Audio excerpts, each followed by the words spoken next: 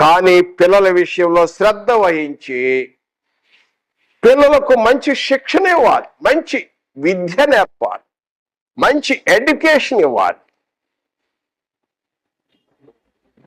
రెండవదిగా చూసినట్టయితే దేవుని యందు భయభక్తులు చిన్నప్పటి నుంచే పెంచాలి, బాల్య వ్యవస్థ నుండే. ఎందుకంటే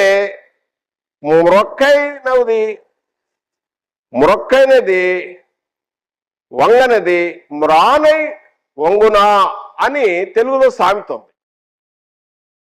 బాలుడు నడవలసిన త్రోవ బాల్య దినముల నుండే వారికి దేవుని యందు భయము, భక్తి, దేవుడు ఉన్నాడని, దేవుడు మన యొక్క ప్రవర్తన అంతా కూడా తేటగా చూస్తున్నాడని